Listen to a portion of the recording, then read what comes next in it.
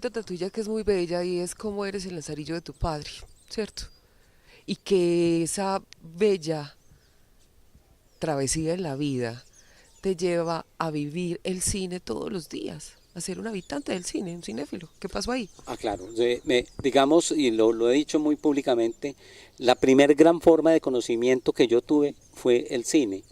Y lo fue en virtud pues de un accidente trágico en la familia. Mi padre perdió la vista, la visión, en un accidente abriendo una carretera entre Santa Bárbara y Pintada, la carretera que da al corregimiento de Damasco, eh, con una dinamita. Ese accidente determinó mi vida. Ah, bueno, curioso es que mi papá en el camino a Damasco perdió la luz, como Pablo perdió la luz en el camino a Damasco. Esa pérdida que le tocó a mi padre lo llevó a casarse, y yo nací pues de ese azar y de esa conjura. Y obviamente el niño era el lazarillo del papá, y mi papá, para que yo no me aburriera mucho en, al lado, él era amigo del dueño del teatro, don Octavio Vélez, del Teatro Caldas. Entonces me metí a cine. Entonces yo veía matiné, vespertina y noche, y vi de todo.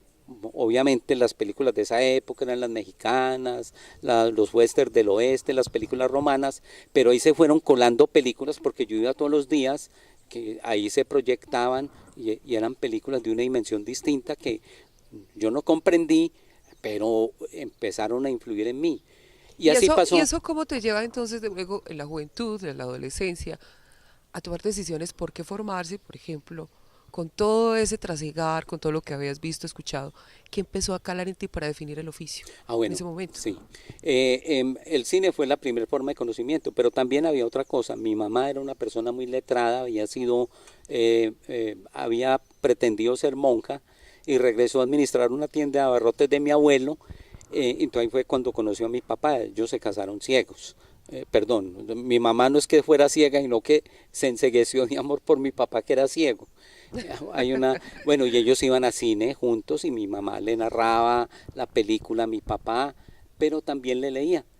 Mi papá era un liberal gaitanista, y por ese tiempo circulaba un periódico liberal, El Correo, que él, para tener más ingresos, él vendía la lotería, para tener más ingresos empezó a venderse el correo.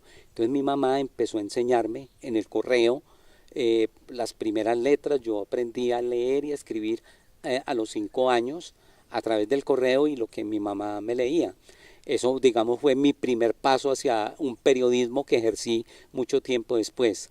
Pero fue el acercamiento a las letras, y ahí, en ese acercamiento a las letras, entonces en la escuela a lo que más llegué primeramente fue a la biblioteca. Mientras, no es que yo no jugara, yo jugaba mucho, pero también me gustaba ir a la biblioteca, y ahí descubrí, digamos, en el Tesoro de la Juventud, una versión sintetizada de la Divina Comedia que me metió al mundo de la literatura.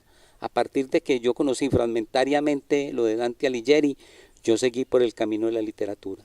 Y después, en el bachillerato, descubrí a don Fernando González, ¿no?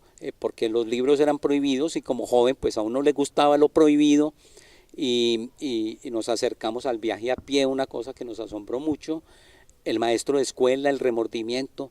Por ese momento salían los libros de Fernando González por Editorial Bedú, y eso circulaba enormemente. Don Fernando González me llevó a Nietzsche, que es el pensador por esencia que a mí me ha metido al pensamiento, y a enfrentarme pues a la contracultura y a la institucionalidad.